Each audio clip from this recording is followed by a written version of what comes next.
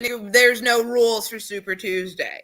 No, there isn't. This is not, I mean, even though this is really one of the most anticlimactic Super Tuesdays in history, because honestly, like, hey, no, Nikki Haley, she is won on in DC, so I mean, it's a live race; anyone could win. Listen, Nikki Haley won in DC because the 3 black Republicans that live there, they already knew they weren't voting for Trump. It was I think there's a I think there was something, I really wish I could give credit for this. It's the funniest thing I read today, but someone said that Nikki Haley won the DC residents, primarily made up of New York Times op-ed writers. I mean, honestly, at this point, yes, that does sound about right for New York Times op-ed writers. That's who they are. They need to have that conversation with themselves. Walter Duranty isn't quite dead. He's still quietly decomposing, but he's still kind of alive, kind of zombie-like. I mean, the race that I'm most wrapped up in is California. I really don't like Adam Schiff in general. Who does? And I was hoping that Barbara Lee would get a better showing in general. She didn't. And as much as you've heard me go on and on and on for the past 2 years about how we have too many elderly people in politics. I know she's the oldest one running, but she's the one with the best politics. And at a certain point, you have to. Listen, I would file that under Bernie effect politics, where they're old, they're curmudgeonly, but they're the lone progressive in the race because they've been doing this for 300 years. Yeah. And the only reason they keep getting elected because despite being progressive, they are old. It's this weird little paradox that I do call the Bernie Sanders paradox. Yeah. Why old progressives, like, I mean, I think, would we file Rosa DeLauro of Long Island? She's Rhode Island, isn't she? I don't even know. But you know what? In other words, you can visualize the archetype in your head. Speaking of old progressives, George Galloway just won a seat back in Parliament. And good luck with that, England. Good luck. Well, listen, they're too busy looking. They're too busy waiting to see if the palace is going to tell the truth about Kate Middleton. What the fuck? What is that? What's that? Cheese-me time. It's a royal cheese-me. All right, so let's go back. In December, the palace told us, Kate going in for a little surgery. She gonna be out till they initially said, I think, February. Then they're like, nah, she'd be out till the end of March. The fact that they have managed to hide this woman is sus. Especially when we have some other intervening incidents. Intervening incidents include Will's been seen in public. No one's doubting it, but he's been looking like he's been on a couple benders. Now, if you've read Spare, and you should, Will does talk about the fact that there's mad drug use, which kind of makes sense. If you're white and have privilege, drug use is like literally an elective class for these people. So that is the third worst that a royal has looked after a car ride. Yeah. Oh, dear almighty. But Will's been looking kind of drunk at some events, weaving back and forth in a concerning way. He's been looking a little bruised at others and has flat out missed some other events. And then a royal cousin, somebody with the last name of Tyndall, turned up dead. Yeah. Of a head wound. It's never the one we want. I know. Andrew. With a gun next to him. And people are beginning to wonder, what the fuck?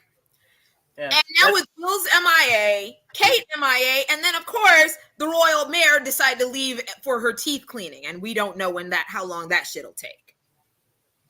So basically, there's no one home. Honestly, This is where, if I were Ghana, I would be calling in my intelligence service and being like, do you want to go to the British Museum? Maybe pick up some items. They're busy. Minus, yeah, unfortunately, they don't actually have the time. But in a fantasy world on Earth 8, they're probably robbing the British Museum of their shit and getting it back. Oh my goodness. So right now, people are pressing their respective countries like, nobody's home. We could just leave the Commonwealth, just leave the keys on the table. Who gonna know? Hey, Barbuda, we all in agreement? We could just leave? Like, honestly, like, it's like the professor has left the class. The professor got a phone call and left the class, and we're supposed to be reading chapters 18 through 36. Bitch, who said that? 5 minute, I declare 5 minute rule. So I'm gently pressing Jamaica, the Bahamas, New Zealand, Australia. 5 minute rule, y'all. Y'all can just leave the keys on the table. Who gonna know? I ain't gonna tell nobody. The United States got its own drama. We are not telling anyone. Yeah. I do think now, like, George Galloway's an absolute crackpot, and oh yeah, no, he crazy. But I do have to sort of bristle at the idea of Sunak saying that this is somehow like a horrible, bad day for democracy. I'm like, he was voted in, Rishi, baby. He was voted in. What you gonna do? What are we doing?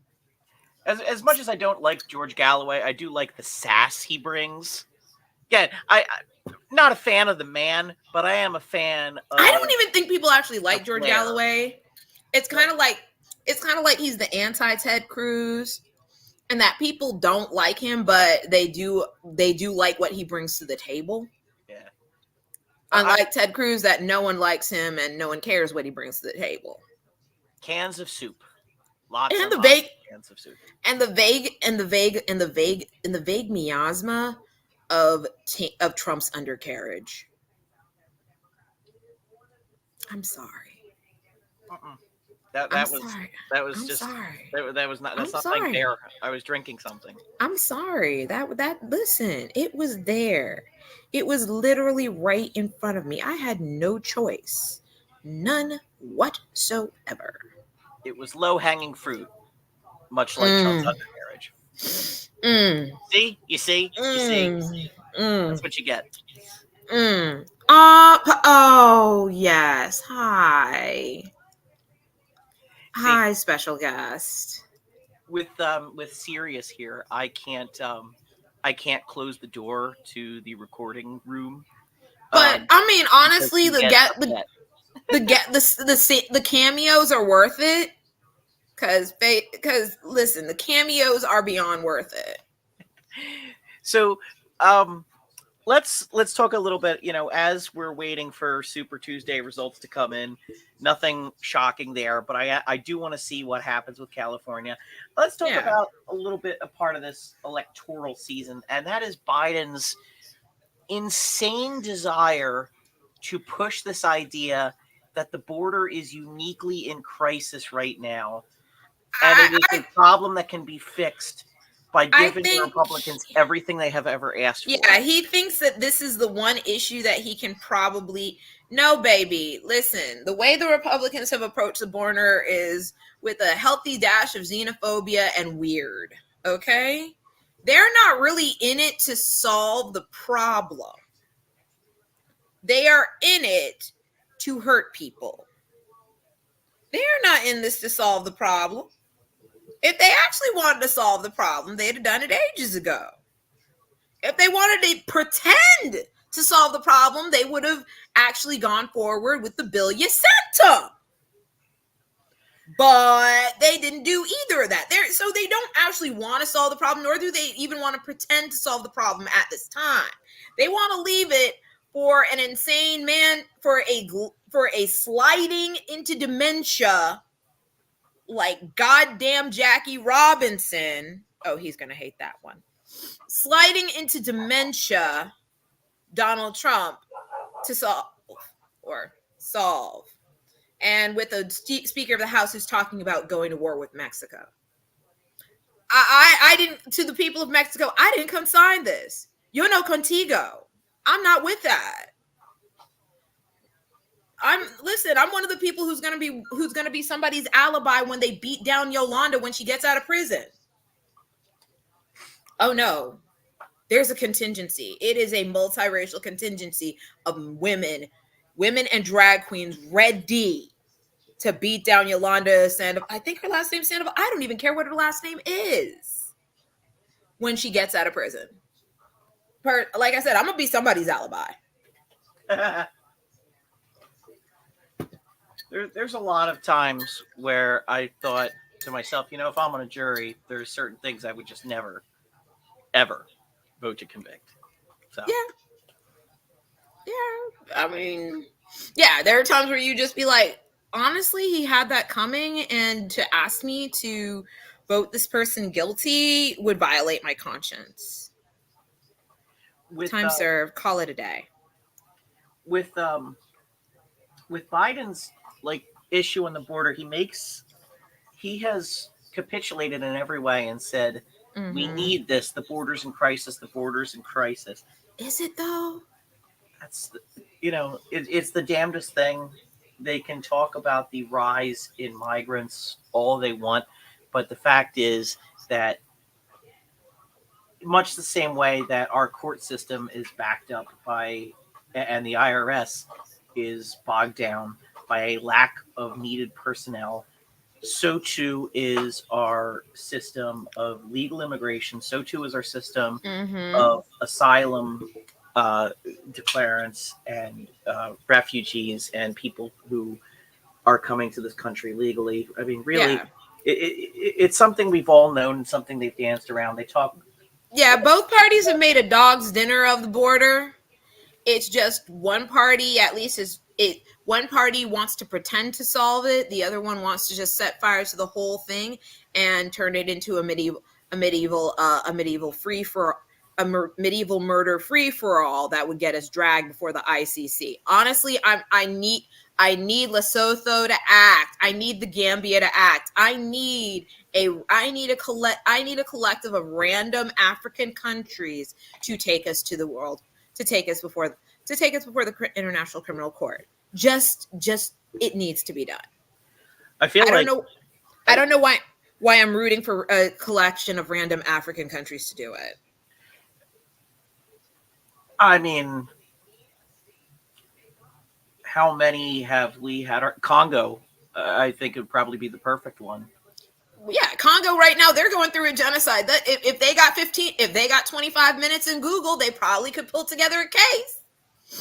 Listen, how long ago was our hand in their? Stop. No. How long ago was our hand in their coup in the 1950s, deposing? I don't know, and I do not feel like asking the rotting corpse of Henry Kissinger that question. Yeah, God, man, it's so wonderful. Henry. God Kissinger, rest your soul in hell, you asshole. Oh yeah, and we have death anniversary of Rush Limbaugh. 3 years. I think he's 4 years sober. Something like that. Yeah. Same with Ashley Babbitt. Listen, if you can't do the time, don't do the crime, honey. Did the cops not tell her to comply? They told her to comply. Here's the funny thing about that too is it's like the perfect example of the level of police restraint that we have always wanted the police to have. There are people who believe in complete and total police abolition. I've met them. They do exist. I am very much sympathetic to the idea, but to a certain extent, we do need public safety, officers. And we do need some of them to be armed. I get it. I'm like, I would love community policing, but bitch, not every community can handle that. There's probably maybe the square blockage where I live now. Yeah, we probably could do some community policing. We're a bunch of immigrants from the Caribbean, Central and South America. We got machetes. We know how to yell. We'll be fine. But other parts of the city might not operate like that. Like, we'll be fine. Like, we got five grandmothers, a bottle of rum, and a couple of machetes. We will be fine. But I don't know about everybody else. Vignesh, I'm not reading your comments. So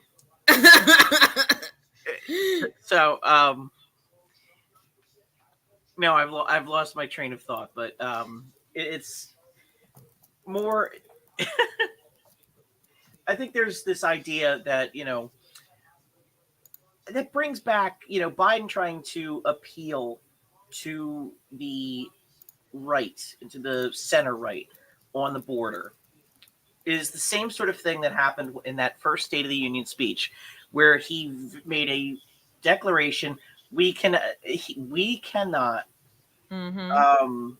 defund the police. We have to, and he was very emphatic. We have to fund the police. We have to fund the police. He was very emphatic about it. And and who was it that did the response? Was it the from North Carolina? What's her face? Was that Nikki Haley? Was it the or was that bitch Trisha? The one who, if she, it was that bitch Trisha, wasn't it? If she had just married Tim Scott, it would have killed two birds with one stone. What's her name? Then that means that has to be Nancy Mace. Nancy Mace. I think it was Nancy Mace that did the response. I may be wrong, but either way, the response to that State of the Union, after he emphatically said we need to fund the police, we need to fund the real police, was to say Democrats want to defund the police. I mean, that was the cause du jour at the time. So it's just Biden can do all he wants to appeal. Yeah, I think he's people. I think actually for you. I think he needs an intervention. I think Hunter needs to sit him down and say, Dad. But Joe is the most stubborn son of a bitch. I know. He wants, there's a tiny part of him that he can't help it. He wants people to like him. But I'm sorry. He needs Hunter to sit him down and say, Dad, some of these people hate you. They are never going to like you. They are always going to hate you. They're going to hate everything you do. They're going to hate your tie. They're going to hate everything. If you keel over and die, it's because you didn't die right. They will always hate you. Yeah. Yeah, I'm sorry. I actually do think Hunter would be the person to tell him all these people will hate you no matter what you do. There's a certain, appealing to populist sentiment is a good thing, but the border is not a populist issue. It is a center right and right wing issue. The left and the center left and liberals are not very concerned about it. Some like boomer and Gen X liberals are, and I mean older Gen X liberals, not like exennial. Borderline boomer. Yeah, the ones that piss me off at work. But it's an issue that is very much captured by a certain segment of the political population. It's not a very populist idea. So Trump, for whatever people want to say, he was able to capture a swath of people that had previously voted for Obama. That is not something like there is an appeal to some of the shit he was saying. I think it was foolish to have been appealed by it. I think given everything he said in his if you voted for him, I think it's sort of like, how did you ignore all the other shit he was saying? Even though you're a white people, have you met white people? Point. But I said. No. It was just economic anxiety. That's all that was happening in Charlotte, and just economic anxiety. But anyway, fuck it. Why does New York Times always want people to see Trump supporters where they are? Why doesn't anybody? Never mind. Like, honestly, that is the way. Like, bruh, how many barbershops, how many porch side, garage based barbershops, whether they're Dominican or Black American, barbershops and beauty salons. Like, bruh, they could just ask somebody.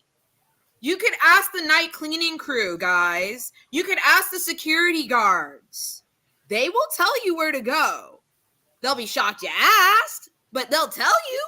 I mean, Biden is losing support among young people, and he's losing support among pretty solid minorities that tend to vote Democrat. And part of it is, he's not listening. He's trying to appeal to the people who have constantly said Democrats need to appeal to us, but they are not capable of being appealed to.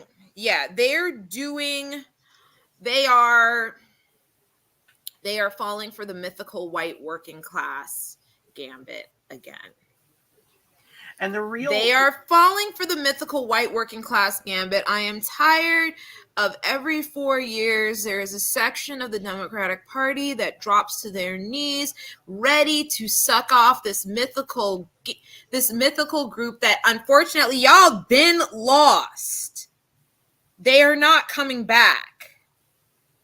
They saw the Republicans were ready to not just ready to get on their knees, but give them a reach around, tell them they love them and that they're special. Part of it is, Biden is losing the messaging war. Democrats tend to do that on things that could be advantageous to him as far as the economy. Now, what he's going out and saying is the economy's doing great. No, sir. Not always. Not for everyone. What he needs to be saying is that we need an economy where your wages are rising, but so is your rents. We need an economy with rent stabilization. We need an economy with relief, more paycheck relief. We need an economy with we need to end, this sort of this monopolistic or the one-stop shopping conglomerate economy. Well, I'm thinking of like the rental corporations that are basically fixing prices. In other words, the way that they're talking about saying that you can no longer determine prices with the algorithm. Yeah. Yeah. Biden needs to come out strong for affordable housing. And I mean affordable housing for everyone in the working class, not just people who are impoverished. I'm talking about Biden needs to really come out and develop. And you want to know where who he can sidle up to, which would actually help him in a lot of ways? Jon Ossoff. Jon Ossoff's been doing all sorts of committee work. He's been starting him since he got elected. I've been keeping an eye on him, not just because he's hot, but because he's hot. He's hot. But I've been keeping an eye on him. His main focus has been improving the quality of military housing. And to me, for someone like Biden, it's a great place to start. If you start there, he'll not just end up shoring up Georgia, which can never hurt. He'll end up shoring up Georgia, undermining Brian Kemp, making Ossoff look good for the next cycle, and probably roping in they're disaffected military voters, because guess what? The Republicans aren't losing much, but they are losing one of their more traditional supports, which is military. And young people in the military are looking at this bullshit and going, what the fuck are we doing here? So, I mean, that's what I would do. I would be sending somebody to go talk to Jon Ossoff and, be seen having a couple sit downs with him. That seems like a kind of but I think it would work.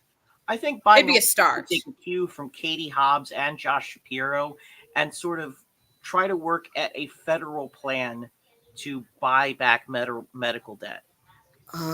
Oh yeah, that would be hot. That would be so hot. Buy back medical debt?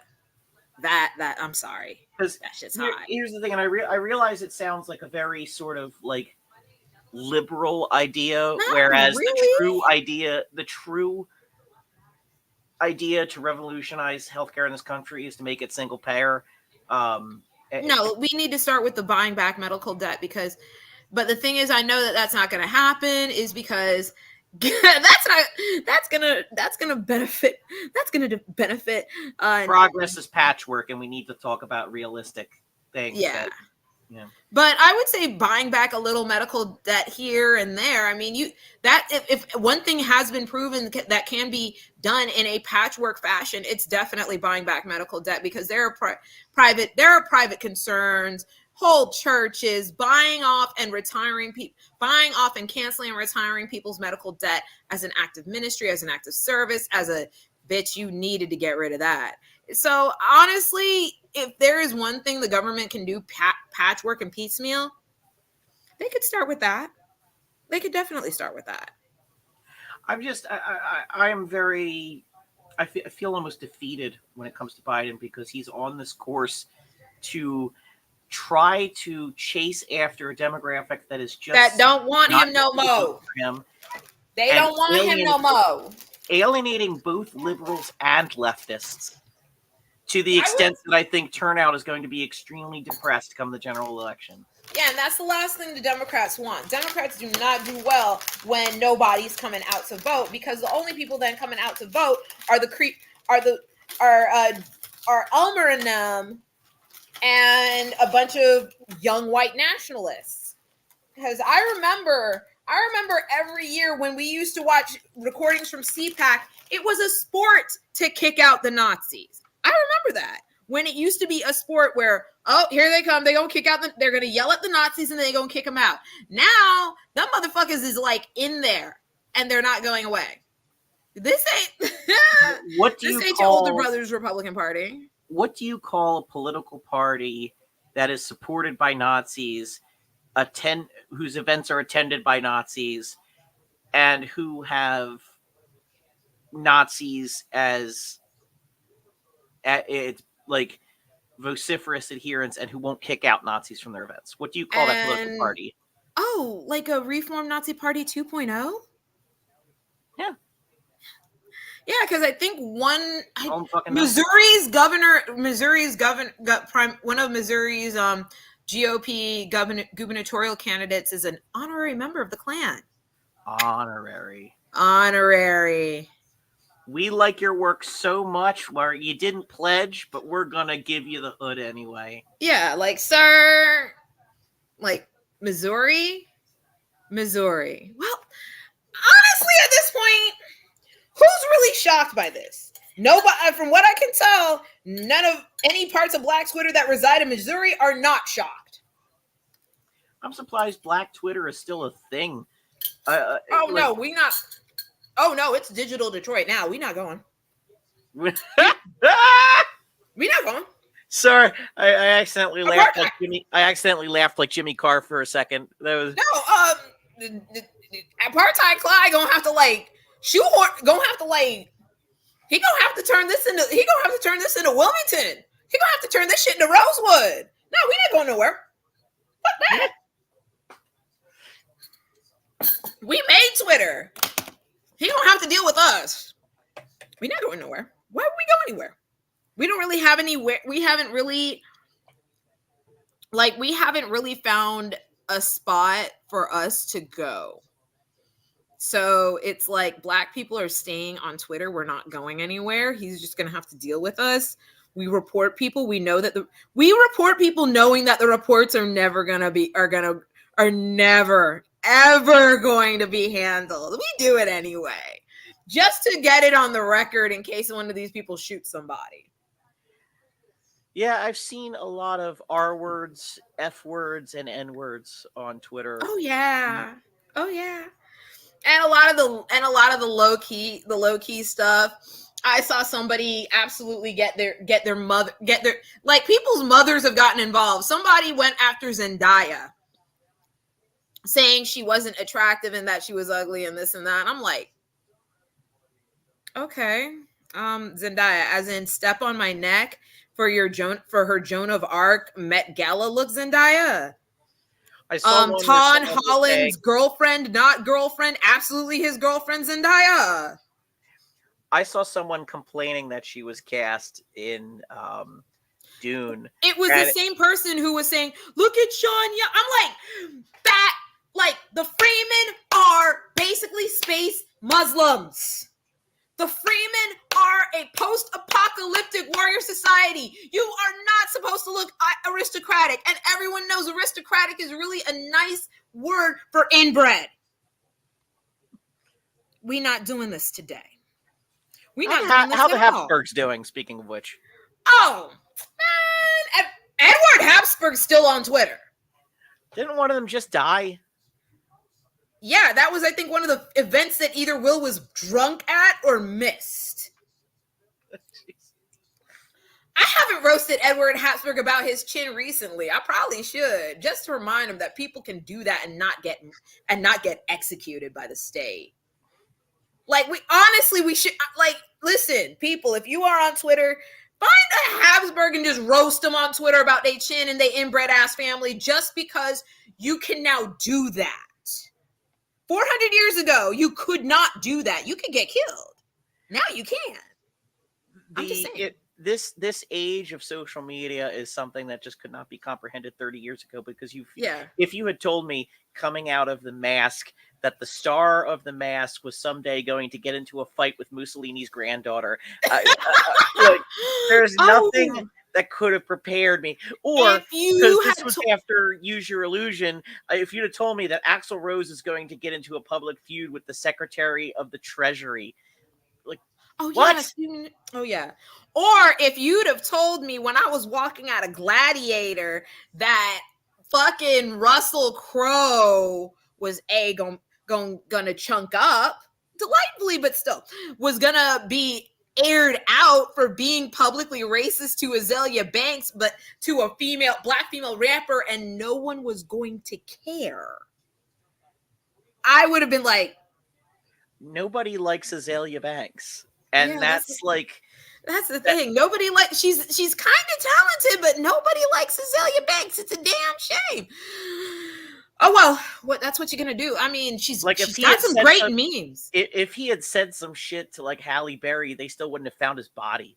Oh yeah, no. I would have risked the 21-hour flight to be like, the fuck? Now I have to start ruckus because you had to open your mouth and talk. This is also emblematic of the fact that there's no such thing as cancel culture, because, like, yeah. I mean, Liam Neeson. Azalea Banks had an album party like last year, and what's his name? And Russell Crowe's still working, so nobody got canceled for anything. Liam Neeson it's just been announced that he's going to be the new Frank Drebin, and it's just sort of like, did we all forget about the thing where he said he was just looking for black people to beat the shit out of? Like, the new Frank what? The new Frank Drebin. He's going to be, now, mind you, irrespective of what he's like as a person, perfect casting as in the Naked Gun as the new Frank Drebin, Lieutenant Frank Drebin in the Naked Gun series, because. No. I can defend this. Okay, I would like to hear your defense of this. Leslie Nielsen, for the first 30 years of his career, was strictly a dramatic actor, not an A-lister. This is true. But this is true.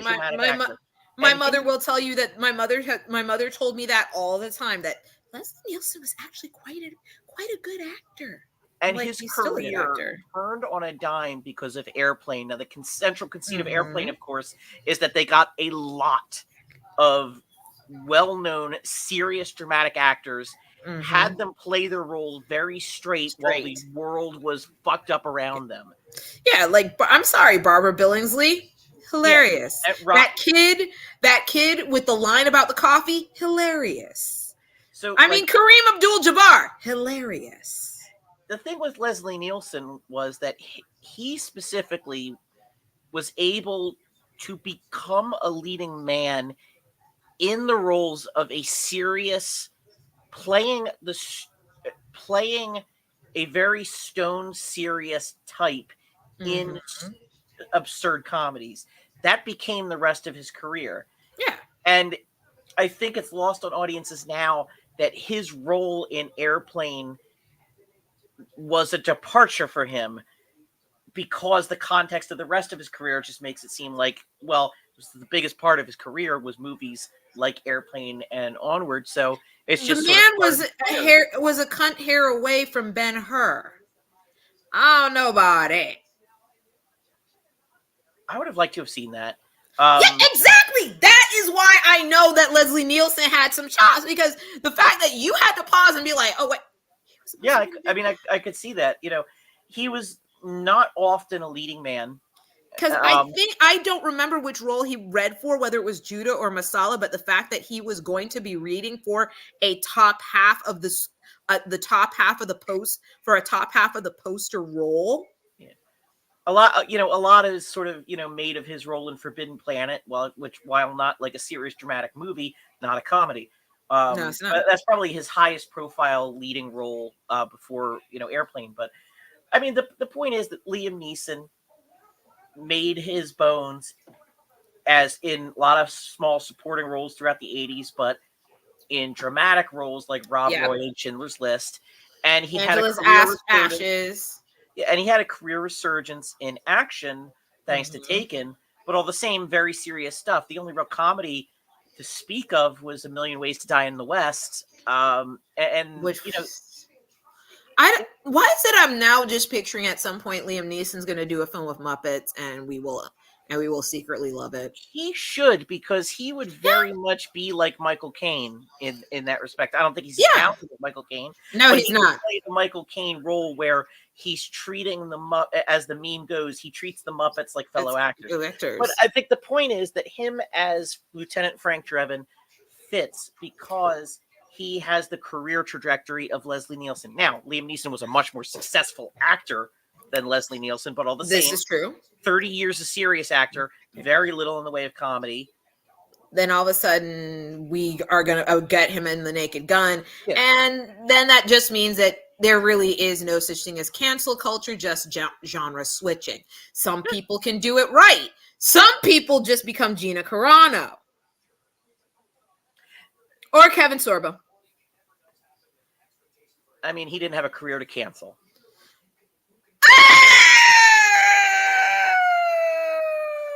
Kevin Spacey is probably the only person who's been canceled who Truly didn't go to jail. Yeah. Like nobody is taking Kevin Spacey's calls. Yeah. Like nobody in the United States anyway. Maybe some obscure artsy director in Russia will, but nobody in the States is. the true people who have been truly canceled are the ones who are in prison, like Danny Masterson or Harvey Weinstein, or Tory Lanez. God, but there are still people who are. Hey, listen. Every time Megan was at the Anime Awards. She looked amazing. She did cosplay. I'm like, give Tory Lanez 15 more years. Honestly, we could do without the man. I mean, he's when he gets out of prison, he's going to be fine because there's still a contingent of people. Yeah, I don't understand those people. I know they exist, but I refuse to understand them. They exhaust me on a psychological level. They are just weird, and I don't. They are weird and weird, filled with misogynoir, and I do not like them. They're the same kind of people who think that BoJack Horseman and Rick Sanchez are awesome. It's just or that R. Kelly did nothing wrong, and that Boosie Badass had a point. Yeah, R. Kelly, another one who's actually been canceled. Bless it. He tried to put out an album. He tried to put out an album, but with what? Like what? A lube with lube, saran wrap, and a wax cylinder. What are we doing? How are we doing this? Who smuggled it in? Who took it out? Here's the line. Yeah. There's you. I'm sorry. I'm sorry. But it just goes to show, like, the only people who've been canceled are the ones that are in prison, plus Kevin Spacey. Like, that's basically it. Yeah, like, even, like, there are still people taking Mel Gibson's calls. He was just in the Continental miniseries. I skipped the Continental for a reason. I wanted to see it, then I found out he was in it. We're not doing this today. It's just one of those things, like or the fact that we have some side. Oh no, you know what? We have a silent canceling, and mostly because he didn't actually do anything wrong. He just is that difficult to work with. Jim Caviezel. Hmm. Like, Well, here's the that thing. may have been canceled, but he's the last to know. Nobody told him. He's had a hell of a career for a psychopath that no one wants to work with, because he was on Person of Interest for nearly a decade. Yeah, but that was his last major thing that people wanted to have a conversation about. Now he played Tim Ballard, who it turns out was touching kids despite touching some kids and rescuing others. But here's the thing about, because there are plenty of other actors who talk about not getting work because they've been canceled, and like the fact is that if you have talent, it doesn't matter what you've done, you will get work. Yeah, somebody. Mel Gibson is an incredibly talented actor, and he's done some horrific fucking shit, and he is still getting work. The fact is, if you are a mediocre, nothing of an actor, then it's not that you were canceled. It's just that your benefits do not outweigh the liability. Because let's be honest, it just cracks me up every time I think about that. That woman turned down a generational bag because she couldn't keep Jewish people and trans people out her goddamn mouth. As horsey as it was, I'm like, you couldn't keep Henry Cavill in your mouth, but now you can't keep Jewish people and trans people out your mouth. What the fuck, Gina? Yes, I said it. Be mad, stay mad. Look, Haywire was a fine movie.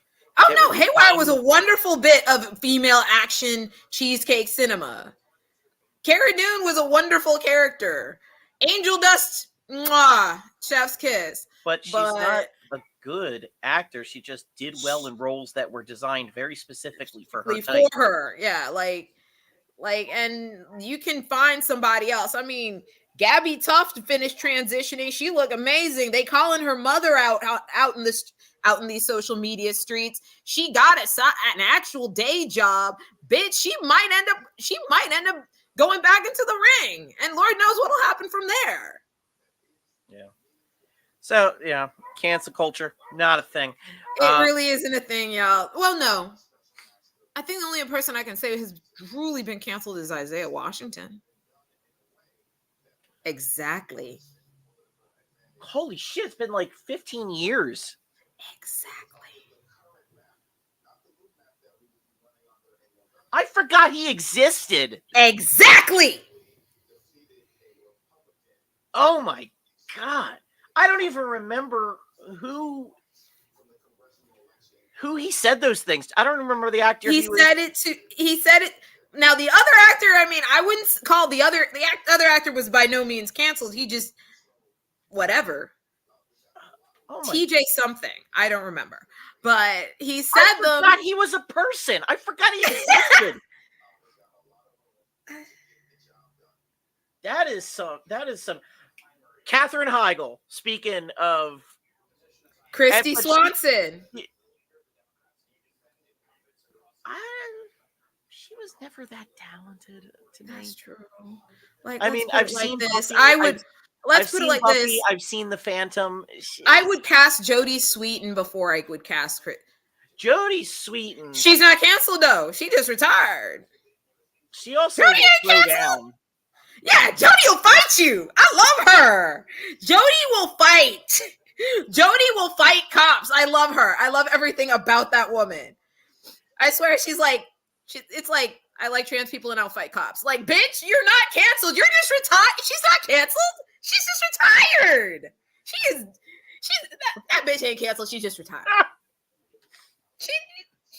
bitch ain't canceled. There are people who will take her calls. There are people who will be more than happy to take her calls. She just retired. Jodie Sweetin ain't canceled. She retired. She's refusing and declining to do all that shit.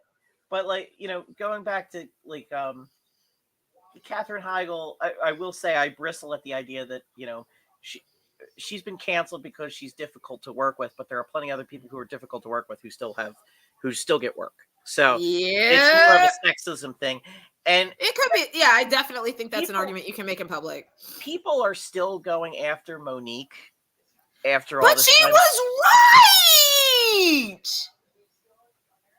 She was right. That woman told a lot of jokes, but she didn't tell a lot. But she told very few lies.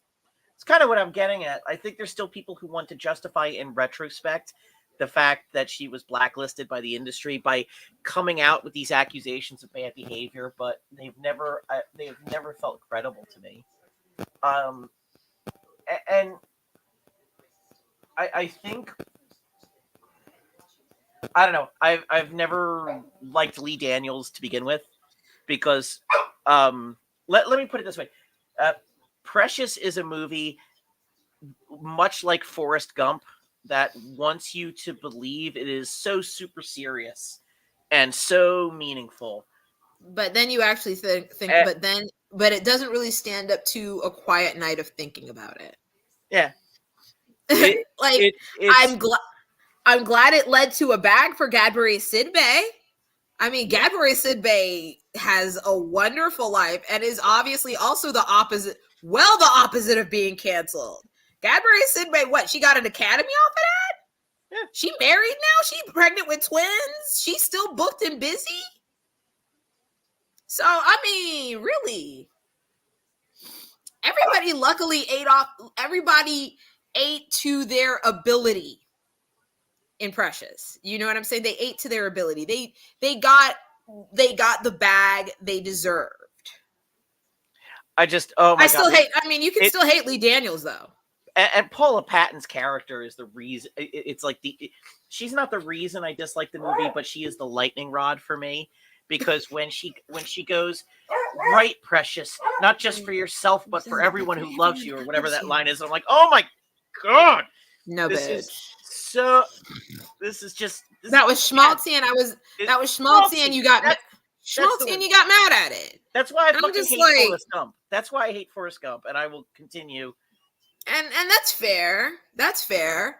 I mean, that's fair. There were things to like about Forrest Gump, Oh, plenty. Just like in Precious, plenty of things like the but performances save both of those movies.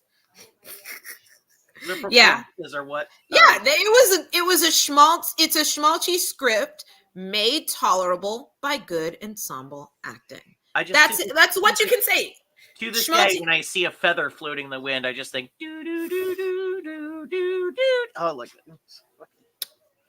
I'm never gonna get that thing back out my head, and I hate you for it. But I was gonna say they're both schmaltzy scripts made workable by good ensemble acting. yeah. It's a masterclass. Listen, the only reason I would ever recommend these films is like, have you like? I would be like, oh, you've never acted in an ensemble before. All right, watch these. You're gonna hate yourself, but you're gonna at least see what good ensemble acting can do. I mean, speaking of a great ensemble here, so have you seen The Holdovers yet? No, I haven't. That is, I mean, it's basically a three-person movie, and Oh, that um it's one of those things where it really could have devolved into schmaltz. It really could have, and it resists the urge the entire time. I good. it's become already one of my favorite Christmas movies. I think most people who like character driven films because there's a lot of there's a great story about ab- abandonment but and isolation, both self-inflicted and inflicted upon I you see. in there.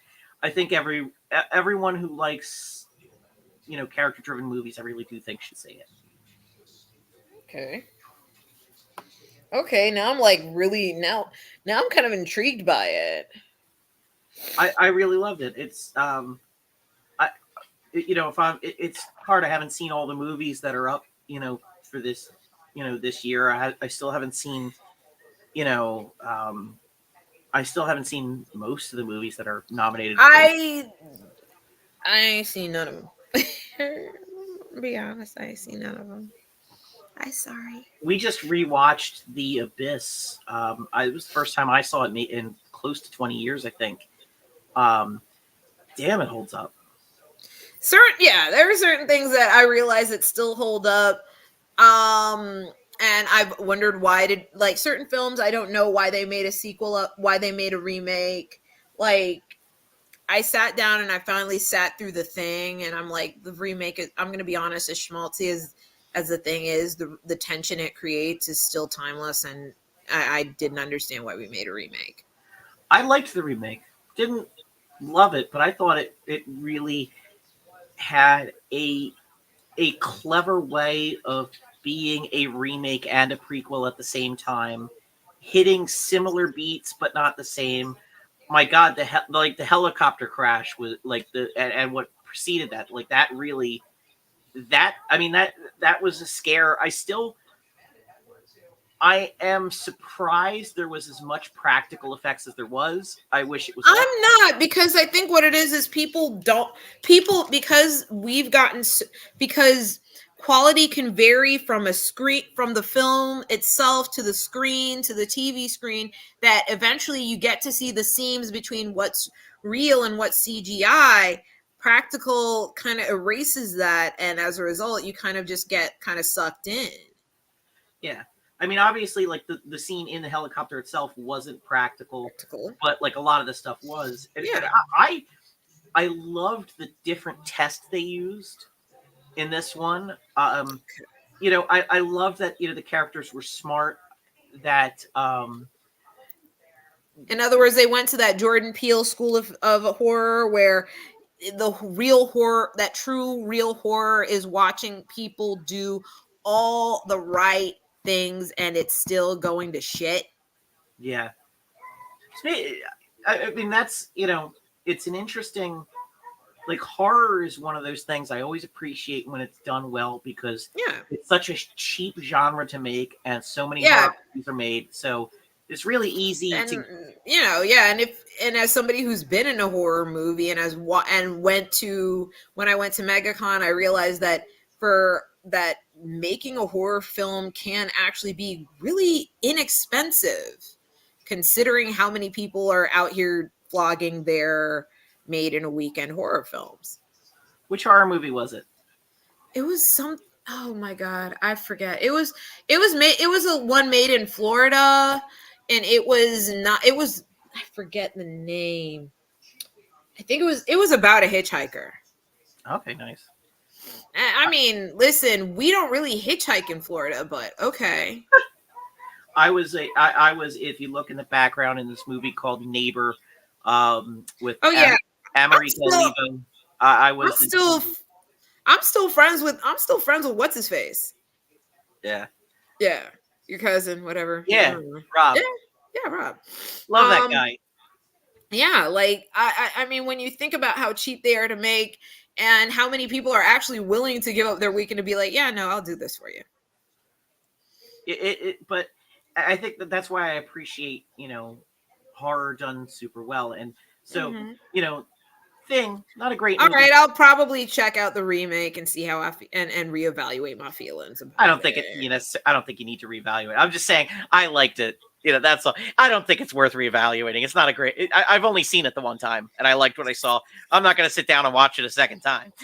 Well, yeah, no, one film that I will say that I actually want to see again, and then I want to see the original just so I can see what the fuck I actually should have seen. Suspiria. I've seen the original. I've not seen the The remake. remake, aesthetically, I love the remake more than I love the original. Aesthetically, I love the remake because to me, the remake, while Dario Argento, and I know where he was coming from on the colors and the fairy tale aesthetic. I get that, but Guadagnino just brings it down to reality. This brutalist, done, earth tone 70s reality that for me, I look at that and I'm like, no, I know that. I have seen this. Like, I my, like the idea of that, because why follow completely in the footsteps, and why yeah. not go somewhere a little different? And for me, as somebody who, my cousin was married to a German national, and they married in the late 80s, early 90s. So this is from the few pictures she's shown of growing up in West Germany. Based on, I'm able to surmise, okay, this is shit that looks even vaguely familiar to me. This is the Germany of my this is the 1970s Germany of my imagination. I know this. This is my realistic 1970s brutalist purgatory. I've seen this shit before. And sleep on, and nobody is sleep and I'm glad nobody is sleeping on Tilda Swinton, because Tilda Swinton is sickening. Tilda Swinton can put her foot on my neck at any goddamn time she wishes. She out here, I'm not gonna spoil too much, but she out here doing all the work, chewing all the scenery, like even the small roles where she's just quietly slinking around in the background. Mwah, it was amazing.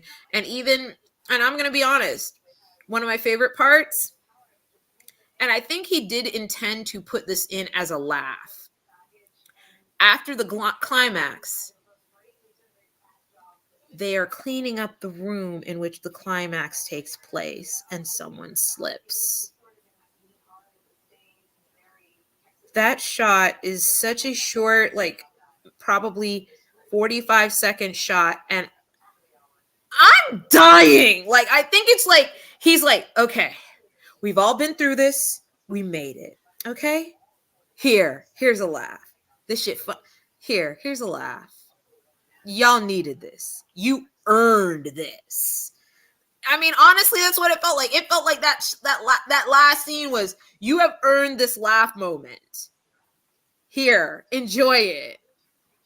That's what it felt like. Brings it back to Jordan Peele and those moments in Nope, where there's a very he doesn't play up the comedy, but No. part of what part oh my god, I remember the character OJ. What Daniel Kaluuya. Daniel Kaluuya, like part of his character is, somewhat on the spectrum, and there's a lot of deadpanning that he does, Yes. which is just this his sort of understatements and underselling his reaction to things is an incredible release moment, and because that incredible scene where it's at night and he's in the truck and they're trying to get from point A to point B, and it's above him, and he's in the car, and he just kind of calls out the name of the movie, just sits there, goes nope, nope, nope, nope, nope.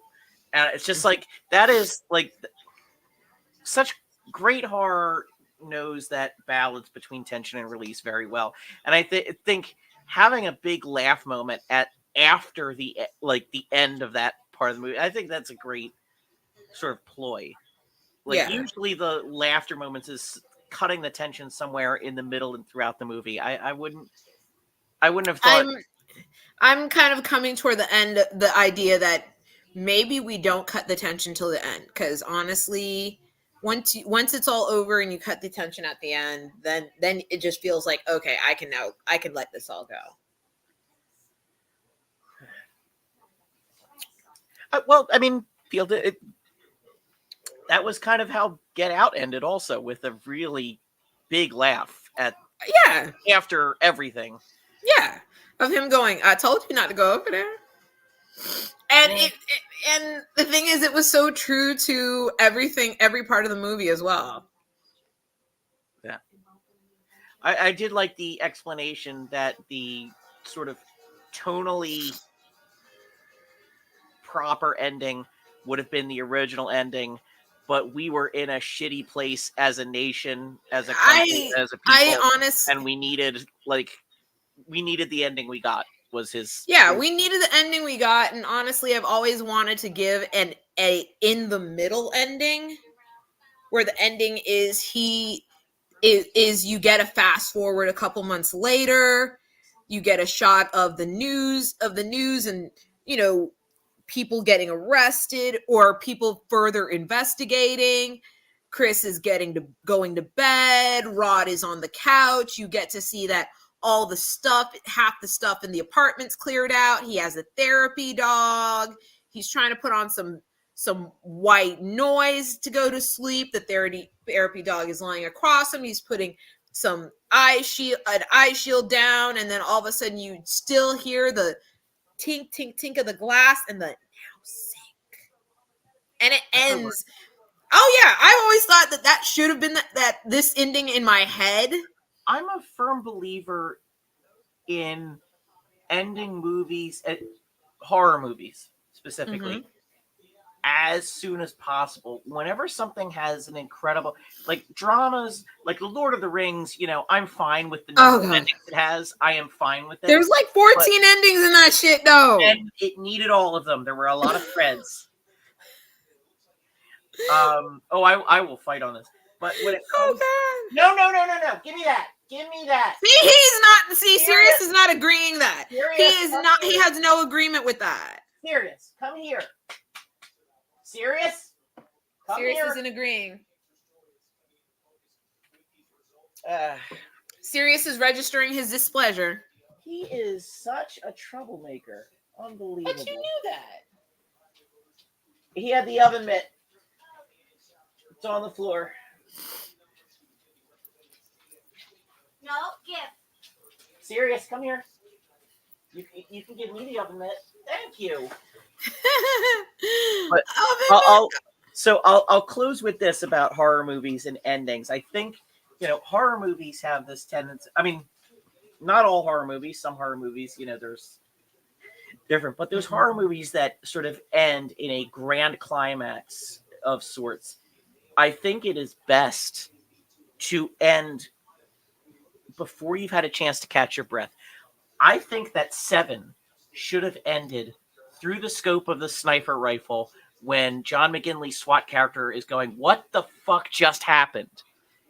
End. No voiceover, no kind of denouement, just end. Because you are sitting there in your chair going to yourself, oh my God. You have no chance to catch your breath. You have no chance to process anything. The movie's already over. I loved how David Cronenberg ended both The Dead Zone and The Fly. In many ways, they're the same ending. Yeah. And I think it does not give you a moment, not a chance to get comfortable again. It just says, and now we're done. You are left with your thoughts. Like, whatever you thought when this was over, oh, well, that's on you, fam. The ending of The Fly, like, I was feeling for Gina Davis having to just, like, I was still kind of in that shocked moment where...